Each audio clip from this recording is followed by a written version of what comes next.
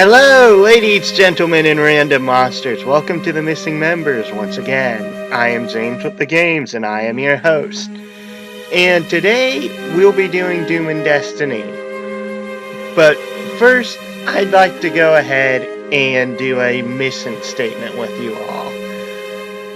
I know this is a weird spot in order to do one, but I'm going to say I'm a Christian first and foremost, and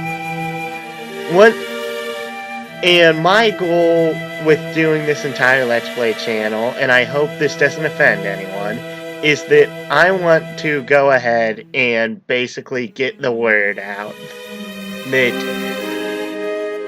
video games are not as evil as they appear, and in fact, in a vast majority of gaming, there can be very small changes done to the actual game, and it can make it be perfectly right with the Lord. This isn't just for a few games, it's for the vast majority of games. And in fact, most games fall into one of four basic categories, I'd say. The first is that basically there's a little too much fan service in the game, and just cover the women up in the game. That's not really a hard thing to do. The second is basically go ahead and have the characters make up their own cuss language. There's a lot of games out there in which, especially when things get heated in the game, the characters start cussing and cussing and cussing to the point in which it's just more annoying than it is a sign of tension. The third is going to sound really weird, but this is only the case if the quote-unquote deities in the game are not part of the mainline plot. Basically, if you have a system in which basically you have a bunch of different deities in which you go ahead and pray to get additional bonuses, but they aren't related to the plot in any sort of fashion, go ahead and make them archangels. I don't care what anyone says to that, but that's honestly the best thing you can do there, and virtually it does not change the plot to the game whatsoever. And the fourth, which will be probably the one that we will be talking about the most throughout the life of this channel, is that a lot of RPGs use the term magic to describe things that are simply not magic. If RPGs could come up with another term that is not magic, it would solve a lot of the issues RPGs have. And now that I'm done with my rant, I will go ahead and start this game. I'm out of breath now. And the first time through this game, I actually went through on Chillax difficulty because I'm a complete and utter wuss. But this time I'm going to go on Classic difficulty. The story we are about to tell is fictionary. All characters and events appearing in this work are fictitious. Any resemblance to real persons, living or undead, is purely coincidental. Purely coincidental! And in this game, I'm going to go ahead and put in a new counter, in which if a game references other games, I will go ahead and put a counter in for it. My lord, preparations have been finished. Excellent. And is the flux capacitor at maximum power? Ding! Absolutely, my lord. And the 4 elemental mana crystals overflow with energy, my lord. Marvelous. My plan is finally coming together. The gates to the Ultra World are about to be opened. We just need a virgin's blood and then this universe shall be mine. Blah. Actually, I had such dreadful expectations from the spirit that last night. I had a party and... What? Yep, great party. It was awesome, bro. Me too. High five. This cannot be.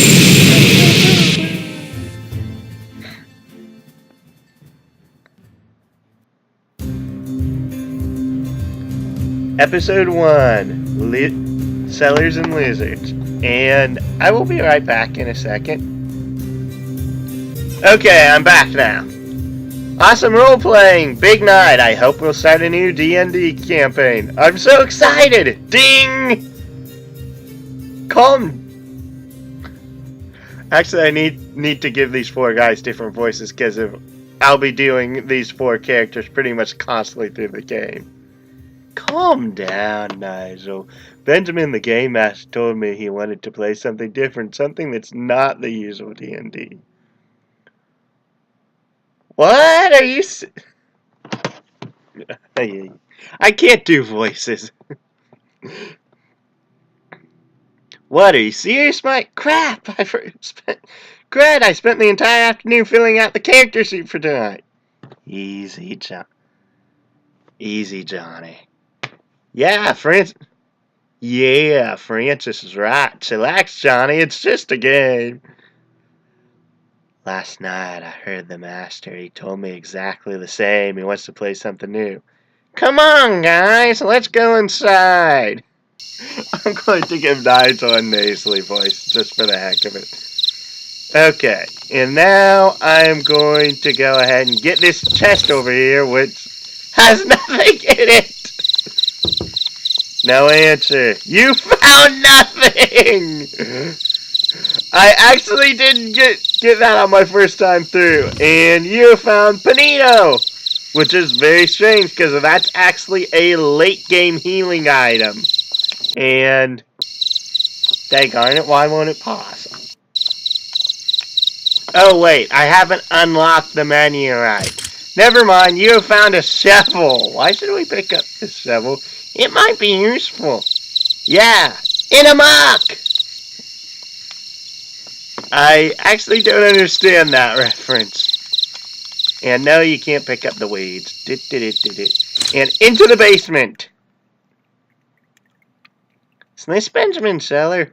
Well, it is where that should be, but it's different from usual. Guys, did you notice these dragon statues? This place looks cleaner! Yeah, right. Guys, these statues are strange. I haven't seen them before. Perhaps they're just scenery parts of Benjamin's game. That's why he cleaned the whole room! Awesome! Oh, boy. You found potato chips! Nothing here, nothing here. And this is... What is this stuff? The door is locked. Do you need the red key? That's weird. The door to the Game Master's playroom is locked. It says we need a red key. The stuff looks like a bunch of instructions for a role-playing game. Doom and Destiny. D&D!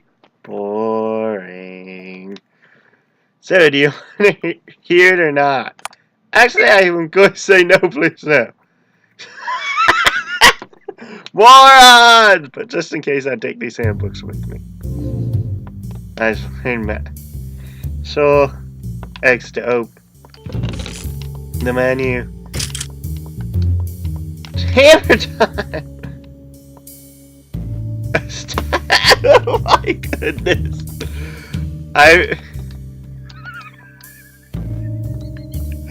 Okay. I'm going to have a hard time not laughing at this game. Okay, now you've unlocked the menu. And note that that is Nigel's first ability, but due to the way I'm doing this playthrough, I am not going to equip it. Watch out! That's an abomination! Watch out! You will not taint our souls. Let's kick its butt before it manages to change our minds! Okay, and with this we have our first monster, a skeleton. And I actually need to go in the menu and equip stuff.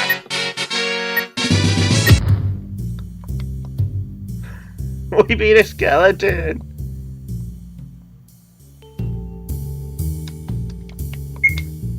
Okay, first off, I am going to change it so that for right now, Johnny's in front, Mike's second, Nigel then Francis. Then move him up, move him back, move Mike up, and move Johnny up. Johnny's supposed to be your physical attacker, Mike's supposed to be your healer, Nigel's supposed to be your special attacker, and Francis is supposed to be your agility guy. And anyways, I need to equip the weapons onto everyone. And you always get the hammer, and wait a second, I never got a shovel, so I didn't know it was stronger than a hammer. And always give stuff, never give good attack weapons to Nigel because of he cannot use them. Did I hear something? I don't, did you? Random encounters. That means experience points! And what I'm going to do from now on is that unless there's a new type of enemy, I am not going to go ahead and show the battle. So that means a lot of editing on my part, and you don't have to watch me fight through a bunch of different enemies. And note, and this is a skeleton and a skeletron. Not much to see here, just your basic undead. I believe the skeletrons later on start getting special abilities that your normal skeletons will not have. They're the mages of the bunch. And another thing you notice is that after each battle you'll see a mark that says Dead or Alive. This is a side quest in which every time you get the side quest up a rank, you get an item. At first you get... Actually, I don't even remember what you get for the quest. And here we have our skeleton. This is the tank version of the skeleton. Very, very obvious with the 50 health here. But all in all,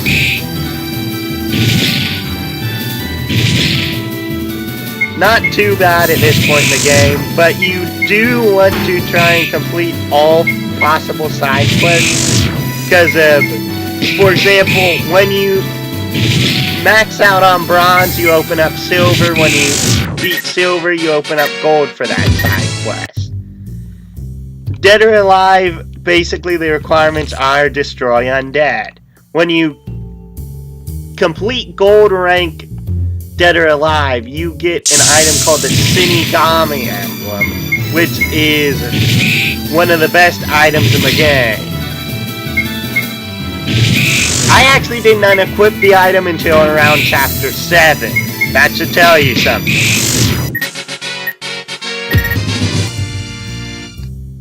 And I left that battle in because I was still talking, and to show you the bronze rewards for 1-ups. 1-ups are...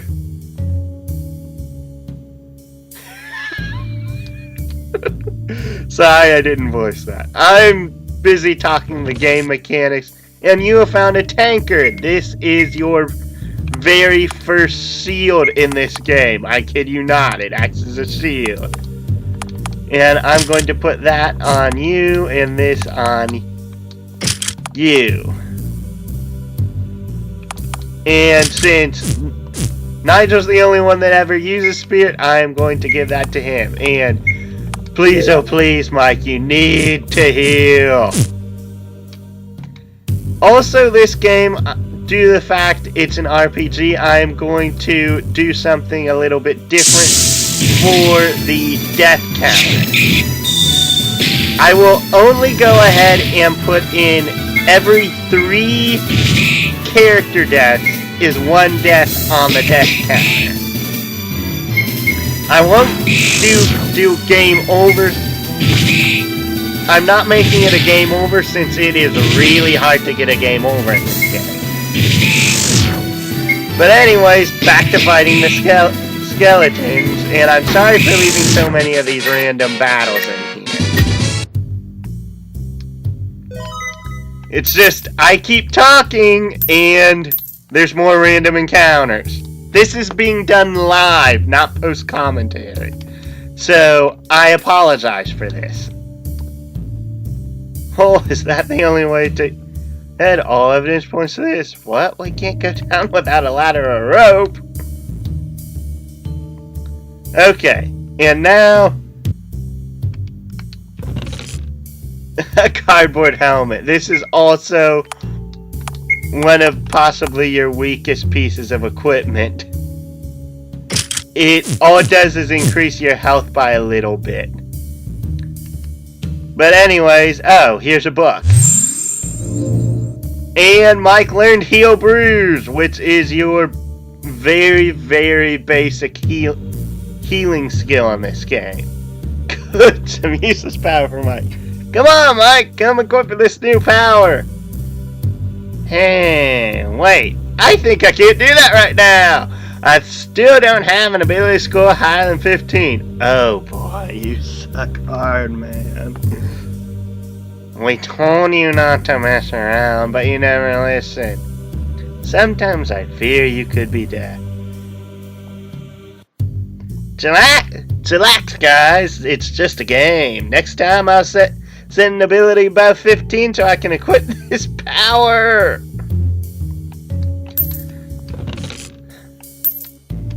And once more,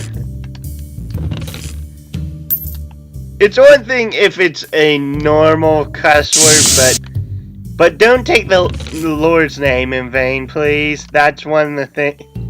Crap. I think that's meant to be where he poops. Wait, we still need a rope? Wait, I thought I got a rope. Oh, and is this a new enemy? Yes, this is the Skelezard. Skelezards are basically one rank over the Skeletrons in terms of maginess.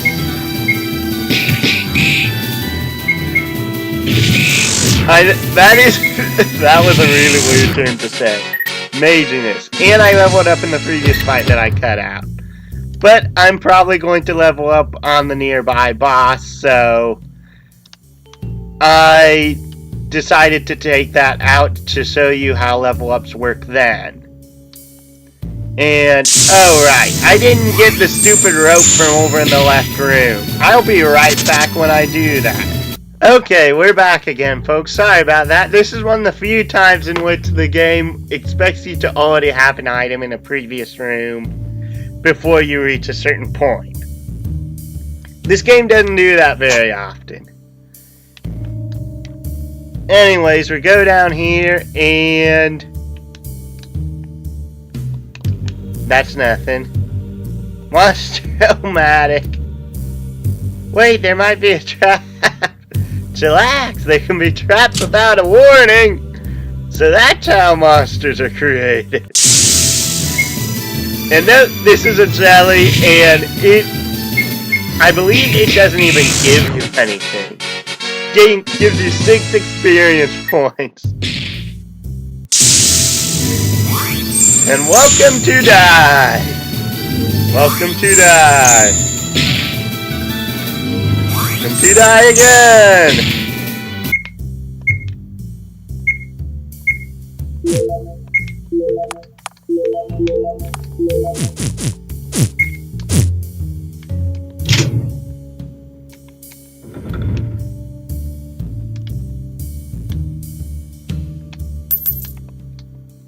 Died while beta testing. He deserved to die. He was a douchebag. What are you looking at? Died after playing D&D for 12 hours in a row. Died because he haven't bought Human Destiny for full version. I believe that's hasn't. You found a 2x4. You found another shovel, and I'm going to equip that right now due to the fact that you need a better weapon. And does that actually? No, that decreases stats. Died because he hacked Doom and Destiny. Died because he was dead. And no, really, watch out for the electrified floor. Died because he did not pay attention to the electrified floor. Died peeling a banana. It was a very big one. Okay, now this is a different mechanic. All of the non-checkered tiles are electrified. You must walk so that you don't touch them or you will take damage. It's not too terribly much, but it's enough to upset a person if they, ow, 20 damage each, ow.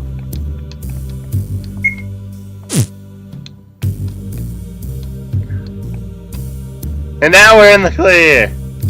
Alright, now I'll see you back at the cellar door on the right side of this place. And we're back, and through this door is a big room filled with treasure! Could it be a trap? No, I don't think so. We're low-level characters and we don't have a rogue who could disarm traps, so there can't be any traps. Yeah, Johnny's right. You found Rusty's sword. Finally, a real weapon for me. I actually didn't pick this up the first time through the game. And all it does is increase my attack by 1. Oh boy. This is my second time playing through this game. However, I have only played through and beaten the final boss. I have not done any of the side quests after the final boss. You found Red Key! I found this point key. Let me guess, we need to go ahead. Ooh, shiny. Are you still worried about the trap? Come on, Francis, chillax a little more. Tell me one more time to chillax and I swear I'll kick your balls out of your mouth. And by the way, what does chillax mean? Means that you chill out and relax. There's no trap, see? Yes, I was right. And we're dead. Okay, this is our first boss fight, and there's not much really to say here besides the dragon. And all in all, this is actually a pretty simple fight. Just attack, attack, attack.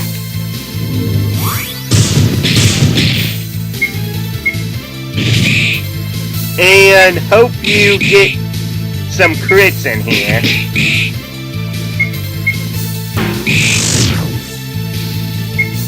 But also, I should note that after this, you get a side quest called Double Dragon, which requires you to fight and defeat dragons. However, oh, and Mike just died. So, that is 1 death for this game. 2 more needed to increase the counter. And I'm going to use a 1-up on it. And death. Death for Francis. That means 2 deaths. 1 more needed to increase the counter.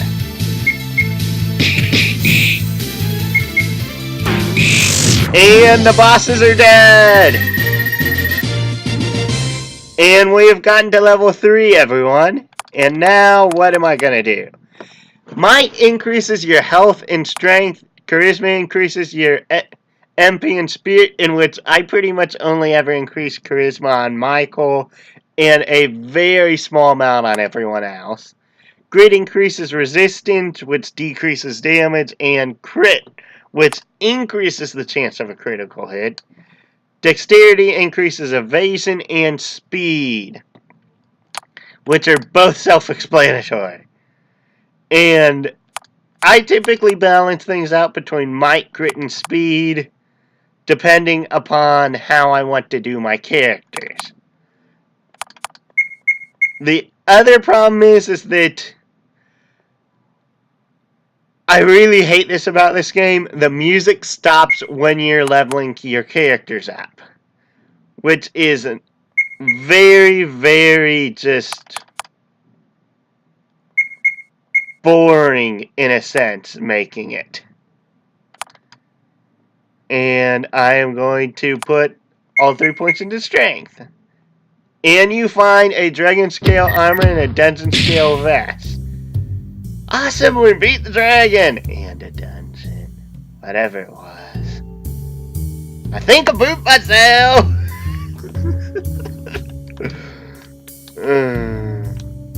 Okay. And now, we are heading back to the red door. Now that we're here,